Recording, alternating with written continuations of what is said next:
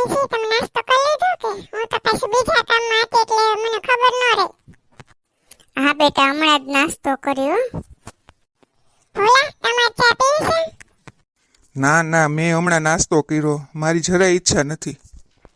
ભાભી, આપણે બંને સાથે મળીને કામ કરીએ છીએ ને, એટલે બધું કામ જલ્દી પતી જાય છે, નહીં ભાભી? હા બેન, અડધું કામ તમે કરો, અડધું કામ હું કરું, એટલે ફટાફટ કામ પતી જાય છે. હા બેટા, ભોલી, પિંકી, તમે બંને સાથે મળીને કામ કરો છો ને, એટલે જ આપણા ઘરમાં રીતિ સીધી છે.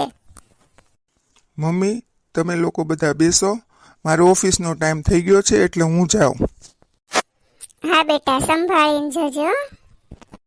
હા મમ્મી. ભોલી, એક વાત પૂછું બેટા? હા મમ્મી પૂછો ને, એમાં કઈ પરમિશન થોડી લેવાની હોય અમારી. હા મમ્મી, શું વાત છે, બિંદાસ કહી દો ને. બેટા ભોલી, તમારા લગ્નને 6 વર્ષના વાણા વાઈ ગયા અને હજી આપણે ઘરે પારણું નથી બંધાણું. મને છે ને મારા વારસદારને રમાડવાની બહુ ઈચ્છા છે બેટા. મમ્મી, તમારી વાત સાચી છે, મને પણ મારો ભત્રીજો કે ભત્રીજી આવે ને તો રમાડવાની બહુ હોશ છે. લે બેટા પિંકી, તારી ભાભીને શું થયું? અચાનક રોવા મળીને કાંઈ બોલી પણ નહીં. જાને તું જરા અંદર અને પૂછને શું થયું. મમ્મી, તમે ટેન્શન ના લો, હું ભાભી પાસે જાઉં છું ને કેમ રડે છે ને એ હું જાણી લઉં.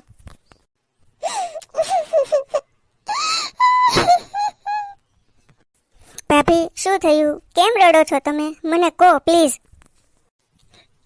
કાઈ નહીં બેન, બસ અમસ્તા જ. ભાભી, તમને મારા સમશે જો ન કહો તો. બેન તમે સમ આપો છો ને એટલે કહું છું. મેં લગ્ન પછી બાળક ના થાય ને એની દવા લીધી હતી 2 વર્ષ સુધી. અને હમણાં 2 વર્ષ પહેલા જ મેં એક બાળકનું એબોર્શન કરાવી લીધું હતું. આ મારી ભૂલના કારણે જ મને બાળક નથી રહેતું બેન. ભાભી, તમે રડશો નહીં, છાના રહી જાઓ, બધું સારું થઈ જશે. બેટા ભોલા, તમારા લગ્નને 5-5, 6-6 વર્ષ થઈ ગયા અને હજી ઘરમાં પારણું નથી બંધાણું. મને છે ને બાળકને રમાડવાનો બહુ શોખ છે બેટા, બહુ હોશ છે. તમે બંને જણા છે ને કોઈ સારા ડૉક્ટરને બતાવી આવો ને. મમ્મી, તમે છે ને ધીરજ રાખો ને, અને હજી અમારી ક્યાં ઉંમર થઈ ગઈ છે, અમારે લાઈફ એન્જોય કરવી છે. ભાઈ, મમ્મીની વાત સાચી છે, તમે કોઈ સારા ડૉક્ટરને બતાવી આવજો ને. બેટા ભોલી, બહારનો ખોરાક ઓછો ખાવો જોવે અને ઘરનો પૌષ્ટિક ખોરાક જ ખાવો જોવે. અને પાવરવાળી દવા છે ને આપણને અંદરથી બહુ નુકસાન કરે. આ જો ને મારા મામાના દીકરાની વહુ, એને 8-8 વર્ષ થઈ ગયા લગ્નને, છતાં પારણું બંધાણું નથી. એને કોઈ સંતાન નથી બેટા. બેટા, એણે પહેલાં ખૂબ દવા ખાધી બાળક નહીં થવાની, ને હવે જો પસ્તાય છે. મમ્મી, તમારી વાત સાચી છે, મારી ફ્રેન્ડ છે ને એની ભાભીને પણ આવું જ થયું. એને તો 3-4-5 લાખની દવા કરવી છે, 4-5 લાખની, છતાં એને કંઈ રિઝલ્ટ નથી મળ્યું. બેટા ભોલા, તારી જીદને કારણે 2 વર્ષ પહેલાં તેઓ એબોર્શન કરાવ્યું હતું. હું ભોલીનો વાંક નથી કાઢતી, પણ આવી દવા હોય ને બહુ ગરમ પડે અને એની આડઅસર બહુ થાય બેટા.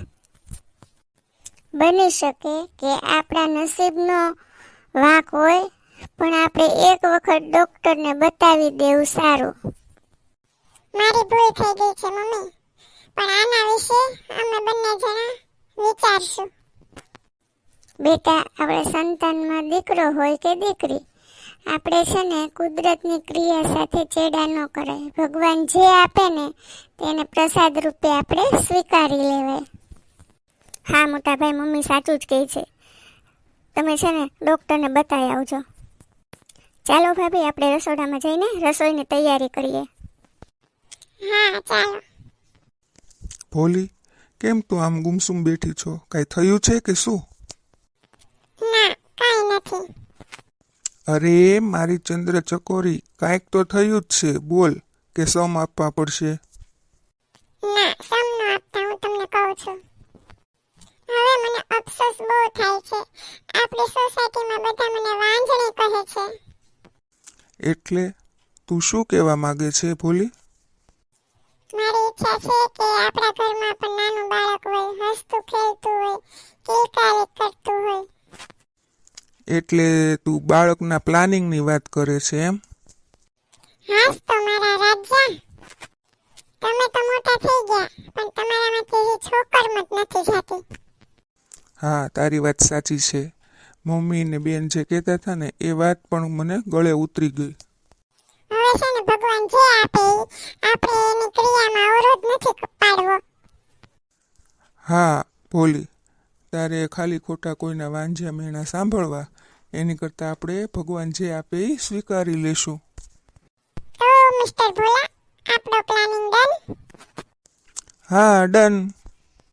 ભાભી, રસોડામાં બધું કામ થઈ ગયું કે? હા બેન, બધું થઈ ગયું હો. બેટા પિંકી, ભોલી, તમે બંને નણંદ ભોજાઈને બહુ ભળે છે ને, એટલે હું ખૂબ રાજી થાઉં છું બેટા.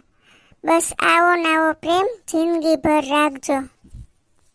હા મમ્મી, સંપીને રહેવામાં જ ખુશી છે. ઝઘડો કરીને તો આપણા ઘરની ફજેતી થાય. હા ભાભી, તમારી વાત 100% સાચી છે. ઓલી કહેવત છે ને, સમ ત્યાં જંપ. ઓહો, આ નણંદ ભોજાઈના વખાણ મારે કોની પાસે કરવા? મારી પાસે કર, બીજે ક્યાં કરીશ તું? અરે ભાભીને શું થયું? અરે મમ્મી, તમે આમ મનમાં ને મનમાં કેમ ખુશ થાવ છો? અરે બેટા, તને ના ખબર પડે. અને ભોલા, જા ભોલીને લઈને ડોક્ટર પાસે ચેક કરાઈ આવ જા. સારું મમ્મી. ભોલી, ચાલ આપણે દવાખાને જઈ આવીએ. હા બેટા, અત્યારે જ જઈ આવો. હે ભગવાન, અમારા પરિવાર ઉપર દયા કરજે. આમ તો સંકેતો સારા છે. મમ્મી, શેના સંકેતો? અરે તું તો હાવ ડોબી જ રહી. સારું મમ્મી, અમે છે ને હોસ્પિટલ જઈ આવીએ. હા બેટા, જઈ આવો. અને ભોલા, સારી હોસ્પિટલમાં લઈ જાજે મારી વહુને, અને ખર્ચો ભલે ગમે એટલો થાય હો. હા મમ્મી. 2 કલાક પછી.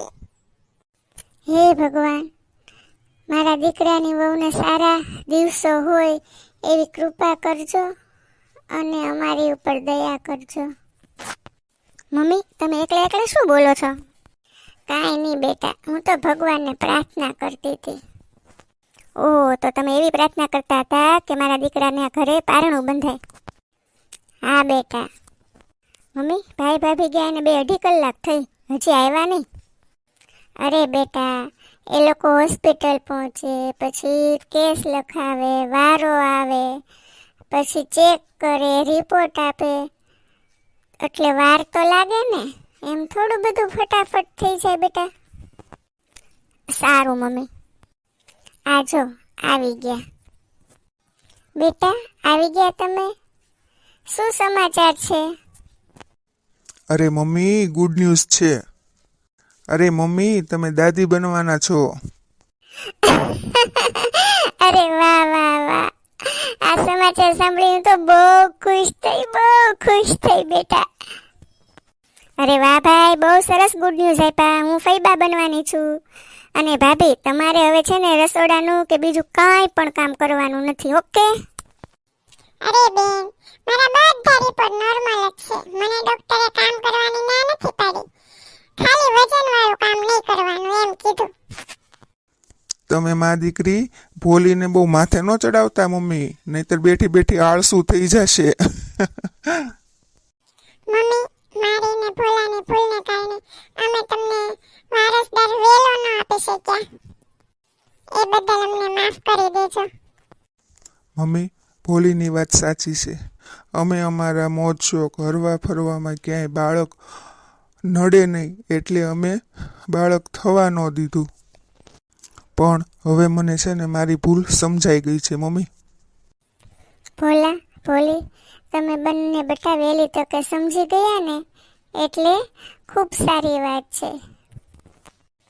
આમાં 99% સ્ત્રીઓ આવી ભૂલ કરે ને પછી માં નથી બની શકતી.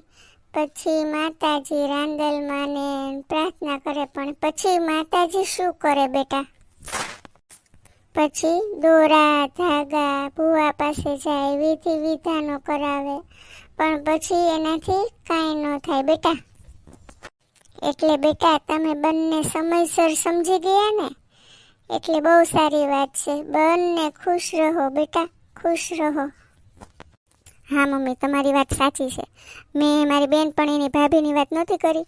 એ હજુ પણ વાંજિયા મેણા ખાય છે, બાળક માટે તરસે છે.